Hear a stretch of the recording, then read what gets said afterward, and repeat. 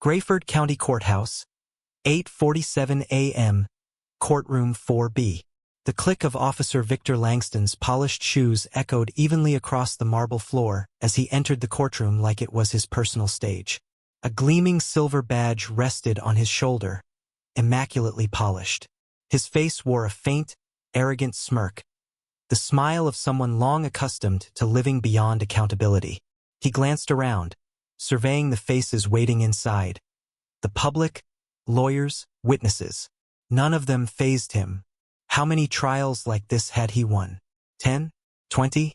Enough to know the law wasn't meant to restrain people like him, but to protect them. On the defendant's bench sat Tyrese Morgan, a thin black young man with hollow eyes from sleepless nights. His white shirt was wrinkled.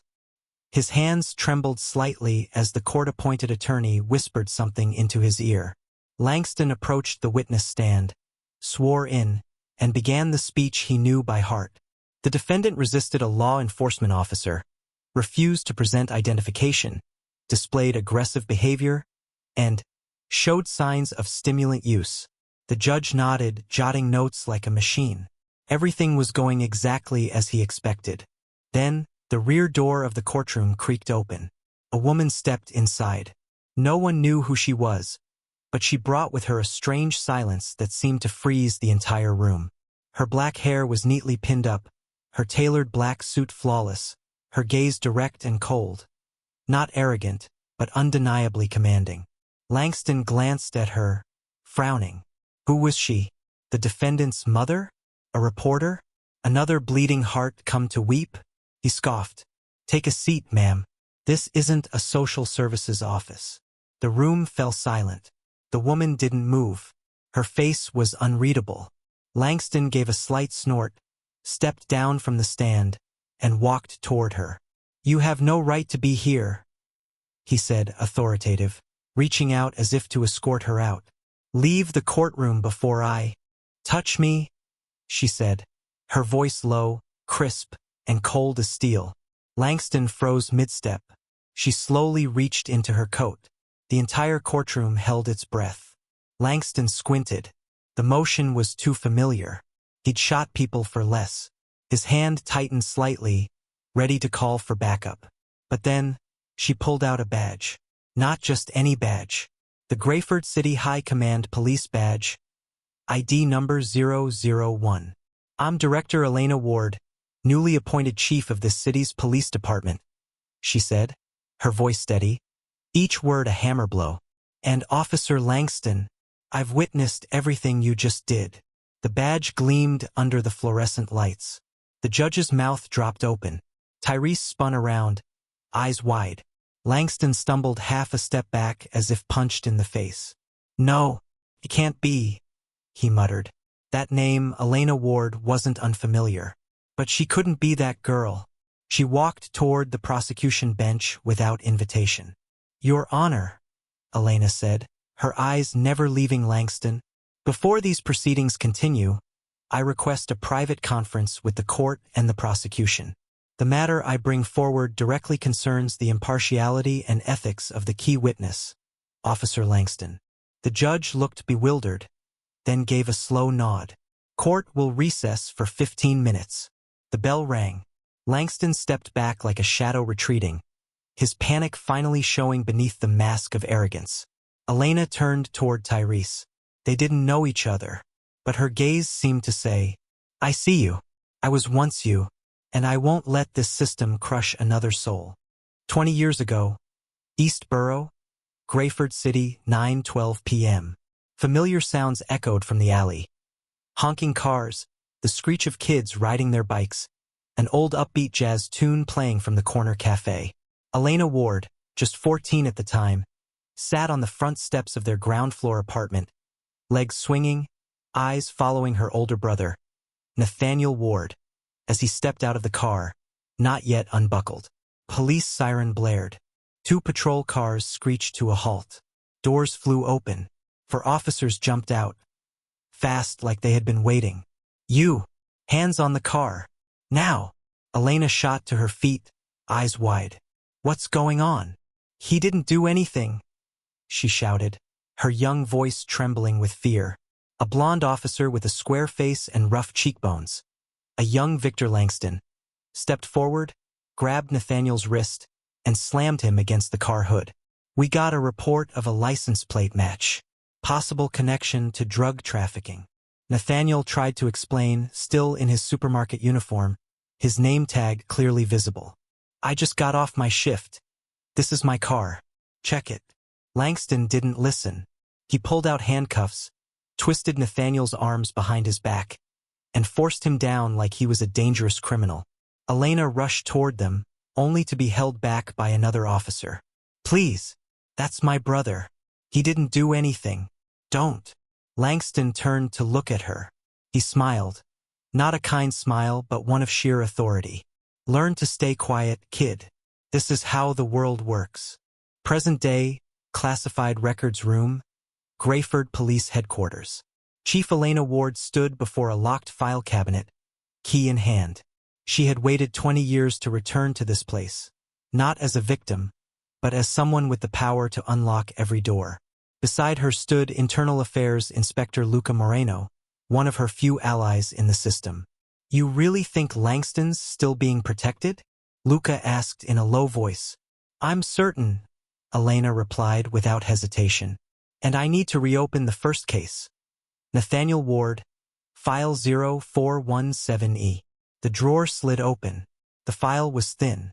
Charges: unfounded. Security footage: signal lost. Report forms: corners torn. "They cleaned it up," Luca said. "Not well enough," Elena smiled. She flipped to the last page. An evidence log with the wrong timestamp. Just enough to cast doubt on the file's integrity. Meanwhile, a private bar on the outskirts of town. Victor Langston sat in a dark corner of the bar, a glass of whiskey swirling in his hand. His phone buzzed. "She's digging into the old files," said a man's voice on the other end. Langston's grip on the glass tightened.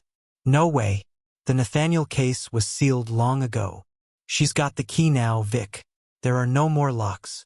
Langston stood abruptly, tossing money on the table. There was no smugness in his eyes anymore, only confusion and fury. That night, Elena's private apartment.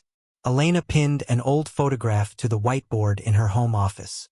In it, young Elena, Nathaniel, and their mother, standing in front of the family's old grocery store. Beside it, she pinned a photo of Langston taken in 2005. Across the whiteboard, she had written, "To take him down, we have to take down the entire web holding him up."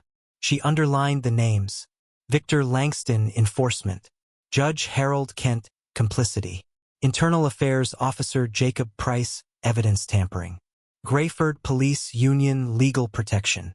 This wasn't just an investigation into one corrupt officer. This was a battle against a system entrenched for decades. Greyford Police Department, Evidence Archive Room, 10:14 p.m.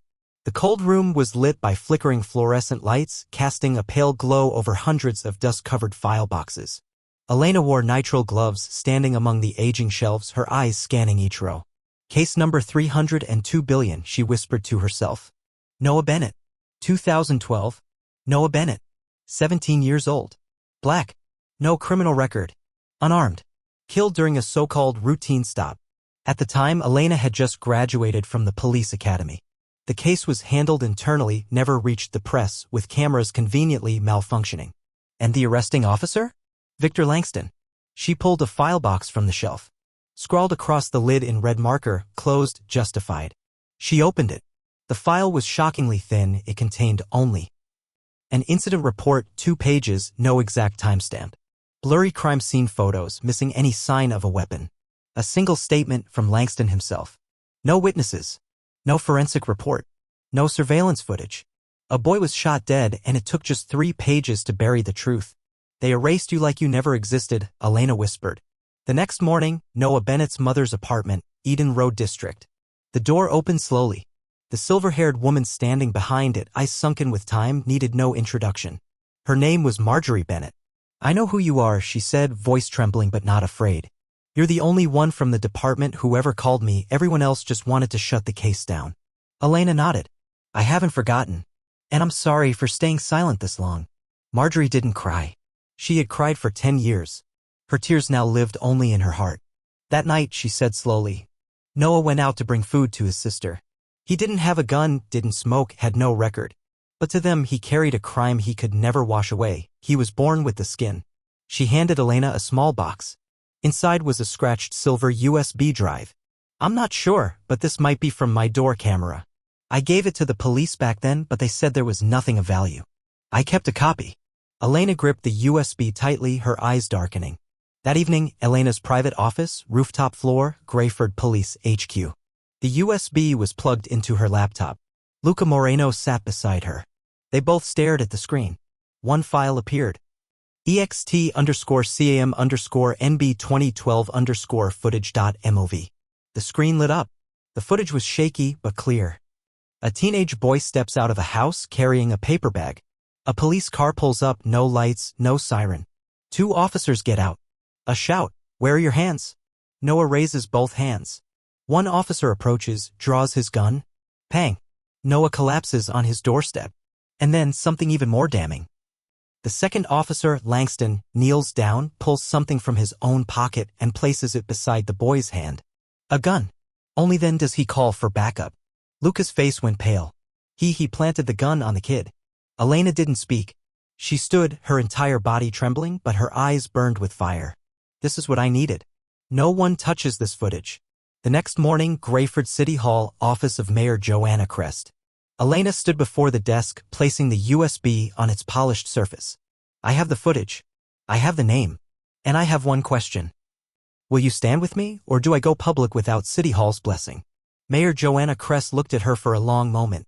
Langston has been the shield of Greyford for 20 years. No, Elena cut her off. He's the reason people here have learned to live in fear. And now I know exactly why. Greyford Police Department, Evidence Archive Room, 10:14 p.m.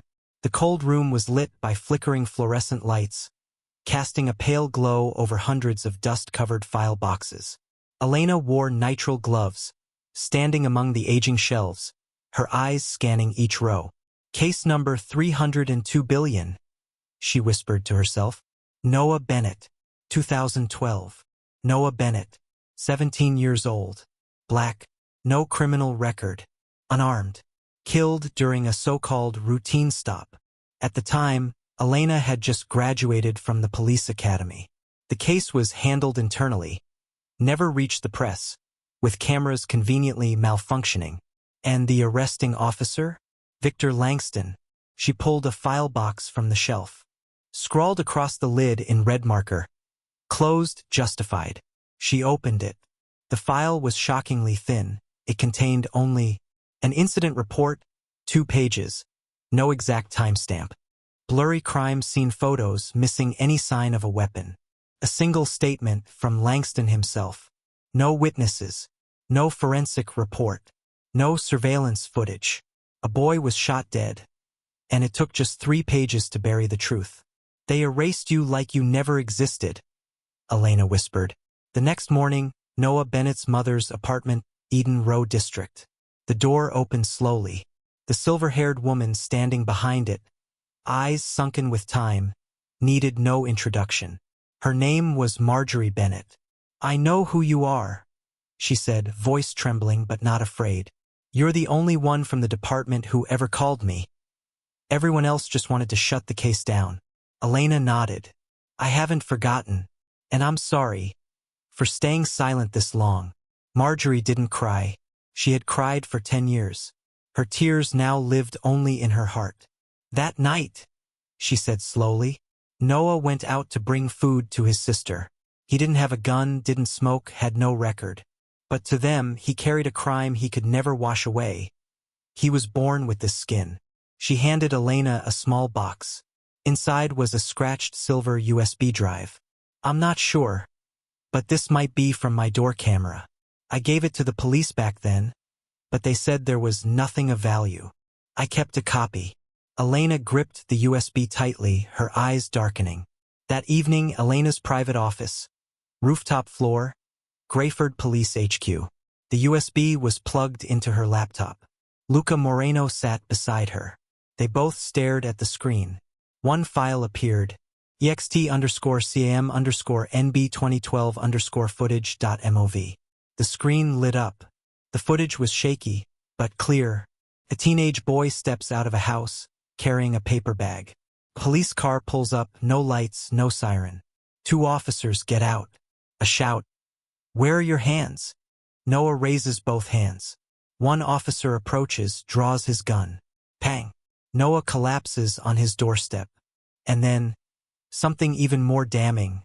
The second officer, Langston, kneels down, pulls something from his own pocket, and places it beside the boy's hand. A gun.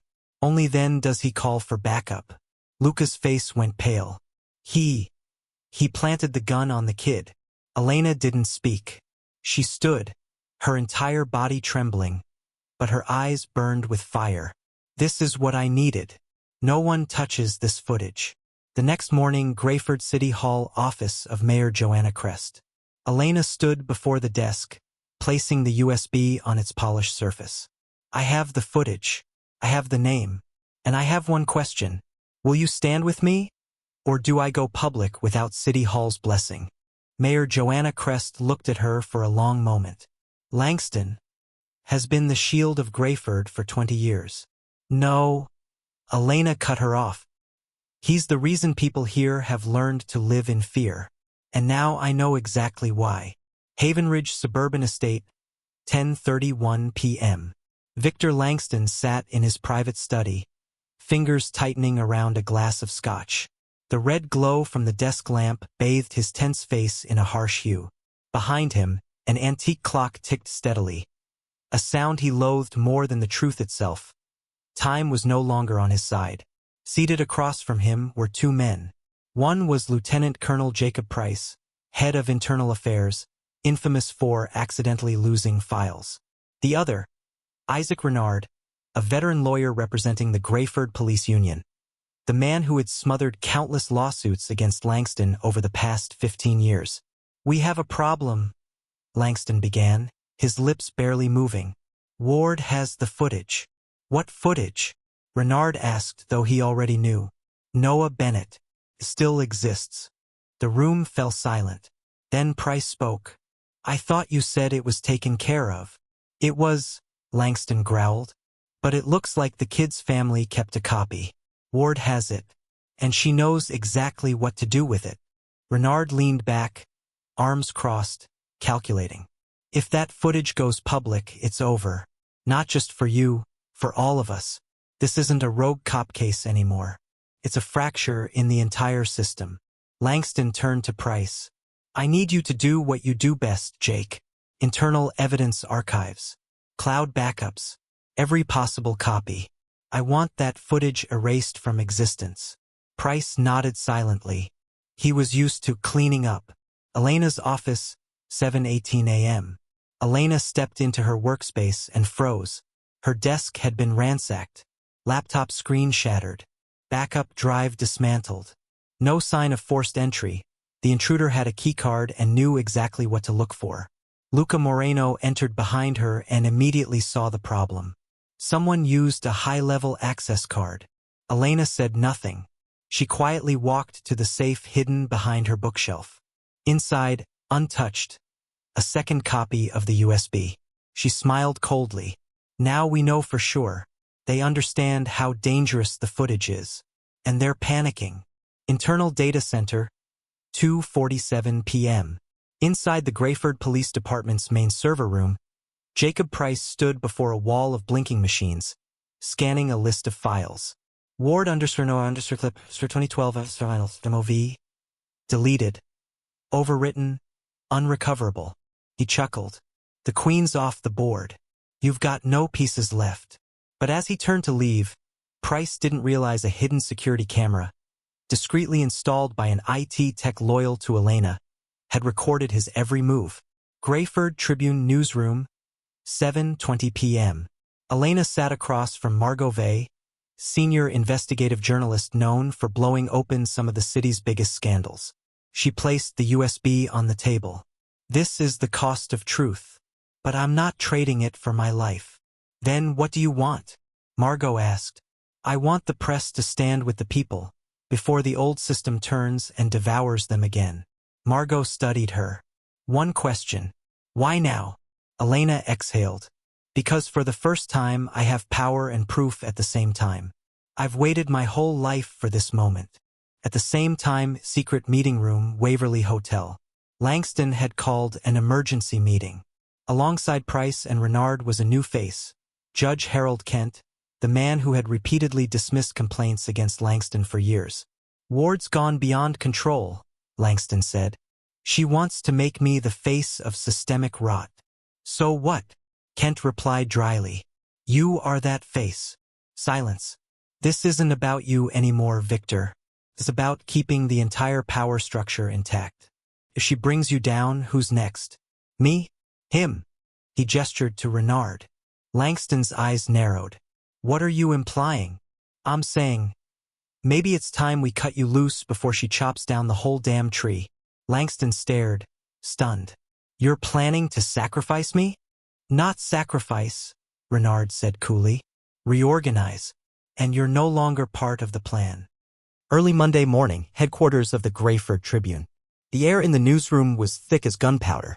Reporters rushed between desks, writing, editing, contacting legal advisors, verifying every detail. On the central screen, the headline of the pending lead story glared in bold. Shocking video, Greyford police officer accused of killing teen, covering up evidence. Elena stood beside Margot, the Tribune's veteran investigative journalist, and a team of editors. We'll air a 20-minute live segment tonight at exactly 7 p.m., Margot said. I want you on camera, unedited. Tell the full story. Elena nodded, eyes steady. I don't need a script. I have the truth. Same time, emergency meeting, police union headquarters. Victor Langston slammed the morning paper onto the conference table. The subheadline was damning.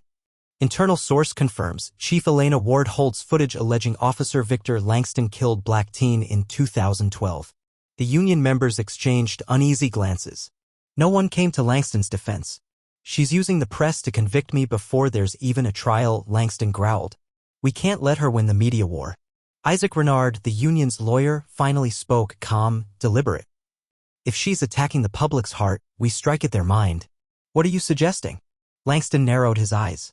We fight back using their own tools, social media, television, emotional narrative. Evening, live broadcast, GTV News Studio. Elena sat across from Margot in the studio. Cameras rolled. The lights came on. Tonight, Margot began. You're about to witness a piece of video never before made public. Its content may be disturbing, but it is real. The footage played on-screen. Old, but clear. Noah Bennett walks out of his house, paper bag in hand. Langston and another officer approach. Noah raises his hands. Langston draws his gun. Pang. Noah collapses. Langston places a gun next to the boy's body. The studio fell silent. Margot's face was taut. Elena never looked away from the camera. I've been a police officer for 18 years, she said slowly. I know the system inside and out. And I know that it has protected the man in that video for far too long. I'm not here to incite outrage. I'm here to demand action. To tell every person who's ever been hurt by this system. You're not crazy. You're not alone. And now you're not silent anymore. Shortly after, a counterattack from Langston's media team. A hastily produced video flooded social media released by a PR team hired by Langston. In the clip, Langston sat in front of a soft blue background, dressed in casual clothes, voice low and emotional. I'm a father. A husband. An officer who's served the city for nearly 2 decades. These accusations against me are false, crafted by someone seeking the spotlight. I'm not perfect, but I'm not a murderer. The video was intercut with blurry footage of Langston helping the homeless, hugging a lost black child. It went viral. Conservative groups, retired officers, and even a few local broadcasters began expressing divided opinions. Elena's office, midnight. Lucas slammed his laptop shut after tracking the online reaction. It's working. They're manufacturing sympathy. Turning him into the victim. Elena said nothing. She reached into her bag and pulled out a slim file. Then we give them another truth. One that doesn't allow sympathy. One they can't twist. Luca opened the folder. His eyes widened. Holy! He has a bank account in the Cayman Islands? Under the name of an old victim? And here's a list of money transfers from illegal asset seizures over the past 5 years, Elena said. She looked up, her voice steady. I don't want to win with emotion. I want to dismantle him with legal truth. A bullet may shock the world. But a number? That's what locks the cage? Greyford, 9:15 p.m. after the broadcast. The moment the footage aired on live television, social media ignited like wildfire. From Twitter to TikTok, Reddit to Facebook, one name was on everyone's lips: Noah Bennett. Hashtags #Justice for Noah and #Langston Exposed rocketed into the national top 3 trending topics within 3 hours. Voices once silent were now rising. A black nurse in Greyford posted a video. I once saw Langston threaten a patient for not cooperating. I said nothing then. But now I believe that footage. A former police academy cadet wrote. I dropped out in 2016. Everyone knew Langston had beaten suspects during interrogations. They called him the Nightwolf. And he was protected. The next morning, 6:40 a.m. on the way to HQ. Elena drove quietly through the early traffic, the city just waking up. On the radio, a live interview played. We're speaking with Dr. Alan Royston, sociologist, about the public's response to the leaked Langston footage. Dr. Royston, why such overwhelming outrage? Because this is no longer an isolated case, Royston replied. It confirms what the black community has said for decades. And this time, the evidence is irrefutable. Elena parked and sat still for a moment. She realized the public no longer needed an explanation, they needed change. Greyford Police Headquarters, same time. Victor Langston stood in front of a mirror, adjusting his collar. A camera crew hired by lawyer Isaac Renard waited in the press room. The setting was staged with precision, soft blue backdrop, warm lighting, a framed photo of his wife and daughter behind him. Let them see I'm human, Langston muttered, like reading lines from a script. The camera rolled. I want the public to know I'm not the monster some have made me out to be. I've arrested hundreds of dangerous criminals. I've nearly died protecting the people of Greyford. And now I'm being condemned by a selective video clip lacking context released by someone trying to build a name for herself. I'm just a man. And I'm hurting. He paused, feigning the effort of holding back tears. 9 p.m. Public Town Hall at the City Theater. Elena stepped onto the stage to thunderous applause from nearly 800 Greyford residents. This wasn't a press conference. It was a public dialogue organized by the city council and broadcast live on local channels. A middle-aged man stepped forward to ask, if that video's real, why didn't you release it 10 years ago? Why now? Elena didn't dodge. Because I had no power, no voice, no protection. But today I do. And I'm not using it for fame. I'm using it so we never go blind again. A woman, mother of a wrongly arrested victim, burst into tears, stepped forward, and embraced Elena in front of the crowd. The moment was broadcast live. And more than any footage, raw truth was spreading. Langston's office, watching in silence. Langston sat frozen, hand trembling, face pale. The phone rang. We need a different strategy, Renard said. Public opinion is shifting fast. I'm advising a redirection. Go after Ward's past. Old classmates, academy records, controversial rulings. Anything. Langston exhaled heavily. If I go down, then she goes with me. Greyford City Judicial Council Headquarters, 8:30 a.m. The chamber was packed. News crews had set up cameras. Under the cold gleam of overhead lights, Elena Ward stepped onto the testimony podium. Each of her footsteps echoed like a drumbeat. Not from fear, but from the weight of the truth she was about to lay on the table. In front of her sat the Public Oversight Committee, comprising the mayor, the city's chief judge, and 2 state legislators. The presiding judge addressed her. Chief Ward, please explain why you've requested an emergency hearing, bypassing standard protocol. Elena opened her briefcase, pulling out 3 documents and a fresh USB drive. Ladies and gentlemen, I am not here to report a rogue officer. I am here because the system has blinded itself in order to preserve its power. In my hands are 3 forms of evidence. A video showing a fabricated murder scene. Financial data proving the abuse of seized assets. Internal emails confirming the destruction of evidence. Elena then played the video for the first time in full before a legal body. When the footage showed Langston placing the gun next to Noah Bennett's body, the room fell into a suffocating silence. There is no doubt. This was a crime. And the man who committed it is still drawing a taxpayer-funded salary. 1 hour later, breaking news broadcast. Breaking.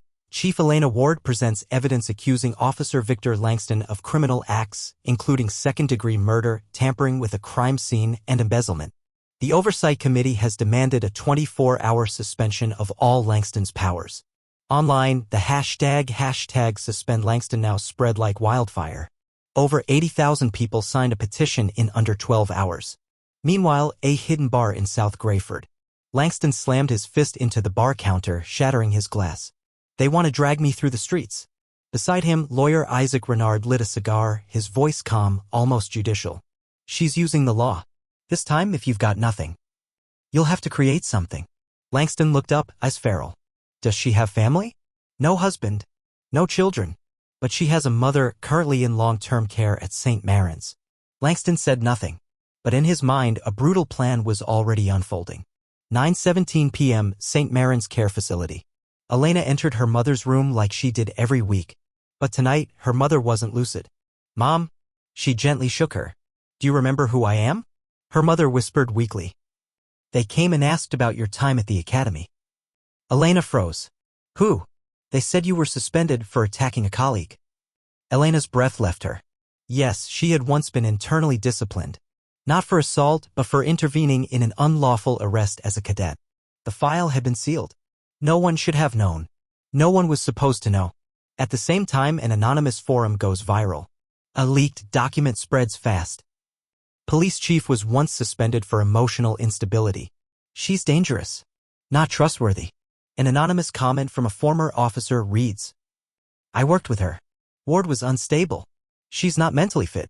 12:45 a.m., Luca Moreno's office. Luca shut his laptop with force after reading a wave of toxic comments. They're targeting your weakest point, he said to Elena. You need to respond. Immediately. Elena gave a cold smile. No. That's what they want, a reaction. She stood up, eyes hard. I won't answer with words. I'll answer with an arrest warrant. The next morning, emergency internal affairs meeting.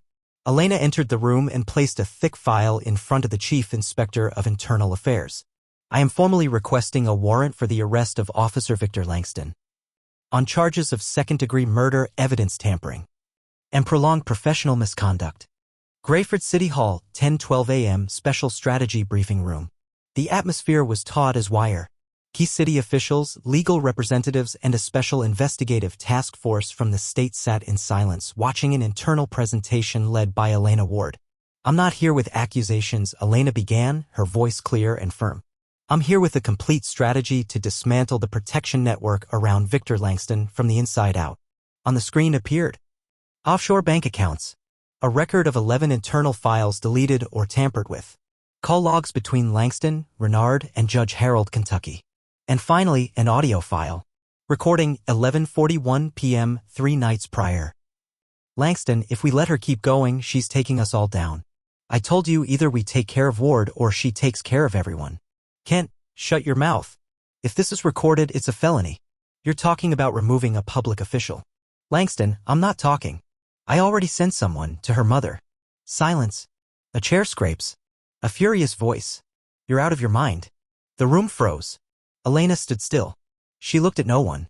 This recording was made using a temporary internal affairs warrant signed by an indirect witness. I'm not just requesting Langston's arrest. I'm requesting emergency search warrants for all related properties, devices, union archives, and internal affairs databases. 12:15 p.m., Greyford Police Department, 3rd floor corridor. Victor Langston felt the floor shift under his feet, inch by inch. He just heard the warrant was signed and the task force was on their way. No. No, this can't be, he muttered. I still have moves left. Frantically, he dialed his phone. Isaac, you still have the edited copy, right? The one where the gun drop is blurry, use it to fight the narrative. I can't help anymore, Vic, Renard replied coldly. You're no longer a safe investment. You owe me. I owe myself survival. Click. 1:03 p.m. Police Headquarters, rear parking lot. Dressed in plain clothes and a baseball cap, Langston tried to slip out the back. But Elena had anticipated it. She stood waiting, flanked by 2 tactical officers. Victor Langston, you are under arrest by order of the Greyford State Court for the following charges. Second-degree murder, evidence tampering, witness intimidation, and conspiracy to harm a public official. Langston sneered, trying to muster defiance. Over a tattered video? A few emails? You think you've won? Elena said nothing. She simply handed him a final file. These are sworn statements from 3 of your former subordinates. The ones who used to clean up for you. They've confessed. Everything. Langston's lips trembled. His eyes narrowed. I am this system. Elena's voice was quiet. No, you're just a symptom. And today, the symptom is being removed. 2:22 p.m. City Hall, live broadcast. Elena stepped up to the press podium facing a crowd of hundreds, journalists, citizens, colleagues. We arrested Victor Langston not only for his crimes but for the system that enabled him to exist as he did. This is a beginning, not an end. Every suppressed case will be reopened. Every victim will be heard.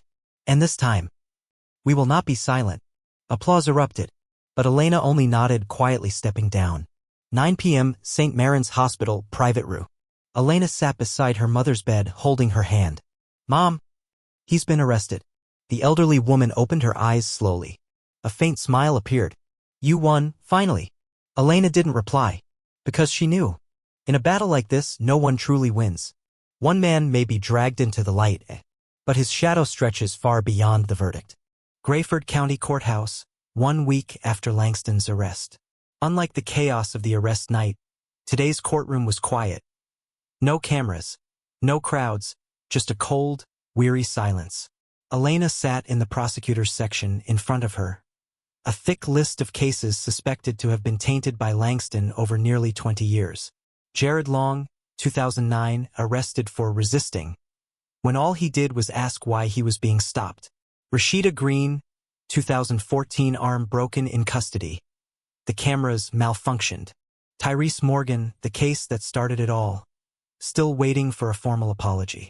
Tyrese's case was the first officially reopened under Elena's directive. But as his lawyer began to speak, Elena noticed the room. Even some judges, watching her with guarded, unwelcoming eyes. Hallway, after the hearing, 11:40 a.m. Luca approached Elena quickly, holding a fresh internal memo. Breaking. Judge Kent just filed for extended medical leave. Elena raised an eyebrow. Medical? Or afraid of what might come out about the rulings he signed off on for Langston? Luca lowered his voice. Also, 2 prosecutors just refused to move forward with the Green and Long cases, citing lack of resources and insufficient evidence to retry. Elena frowned. No one needed to say it aloud. The resistance had begun, not from villains, but from those long used to silence as survival. Later that afternoon, Chief's office, Greyford Police Headquarters. The internal meeting was boiling over. Several veteran captains voiced their frustration. You're turning the entire department into a target, one said. You've broken the trust between police and the public. You call that reform? Elena stood still, scanning the room. I didn't break the trust, she answered slowly. I exposed what was killing it. No one replied. But the silence was no agreement. It was quiet hostility. That evening, local news live panel discussion. A surprise guest was introduced, former police chief Douglas Reeve, who led Greyford PD from 2000 to 2010, and who gave Langston his first promotion. Ms. Ward is idealistic, Reeve said calmly, but ideals don't keep a city safe. Police work requires public trust. We can't reopen every case over a few isolated incidents. The host interjected, but don't you think the Langston footage alone? I said, isolated incidents. The system isn't perfect, but if we tear it down from within, who will be left brave enough to wear the badge? Elena watched the interview from her office. She knew Reeve wasn't alone. Next morning, Greyford Forensic Center, 9 a.m. A young technician handed Elena a sealed envelope, whispering, You didn't hear this from me, but evidence in Rashida Green's case? It just corrupted. No one knows who accessed it. High-level clearance. Inside the envelope, only 3 typed words. Step back. Look who's watching. 3 days later, Public Ethics and Oversight Council, 8 a.m. Elena walked a long hallway flanked by portraits of former police chiefs. Cold air, the scent of paper, white fluorescent light, a tunnel of history. Beyond the double doors, 7 of the most powerful figures in the city, a row of reporters, and a community waiting to see if she would fall. Meanwhile, social media was split in 2. She's a hero, a scapegoat forced to sacrifice. She's hiding her past, using media to glorify herself. ##truth or tyrant trended nationwide. Hearing room, 8:15 a.m. The presiding official struck the gavel. This hearing concerns allegations against Chief Elena Ward, including improper internal investigative procedures, potential conflicts of interest, and use of media to influence public perception. Elena stepped forward. No lawyer, no aide, just herself, and a thick folder bound in black string. Then the back door opened. Nathan Ward entered. Her brother, close-cropped hair, a worn suit, no more anger in his eyes, only the weight of time. Elena looked at him, then at the panel. I request to call one final witness, the man some of you considered using to discredit me. Witness stand, 8:24 a.m. Nathan stood before the microphone. The room was still as stone.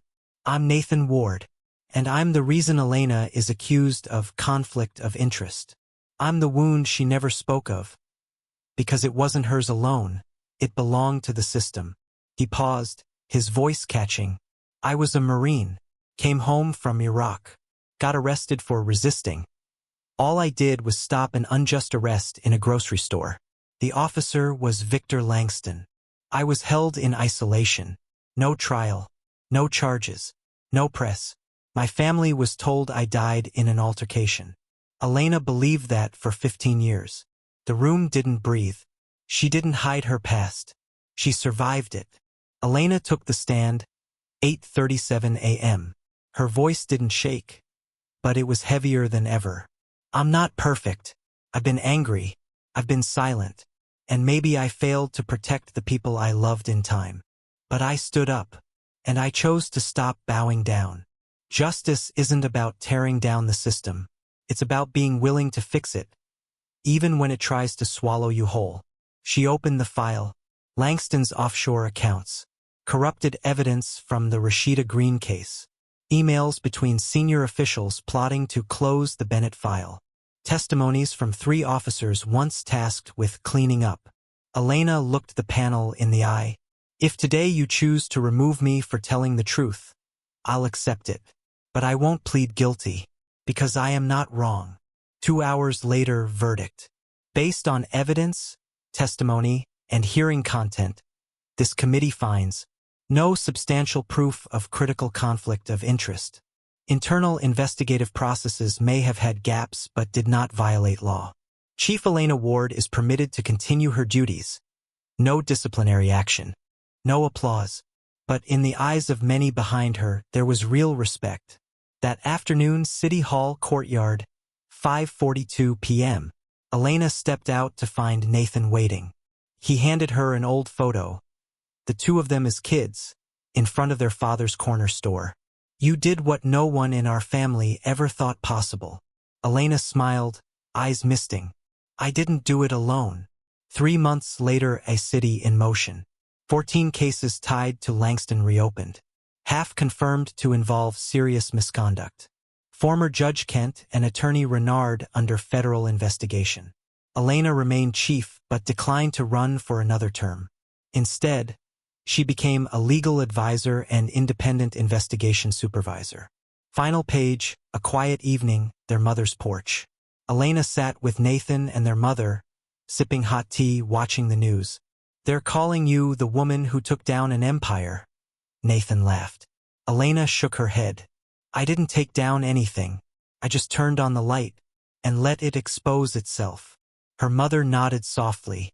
And in doing so, you didn't just protect the truth. You gave a voice back to those who thought they'd never be heard again.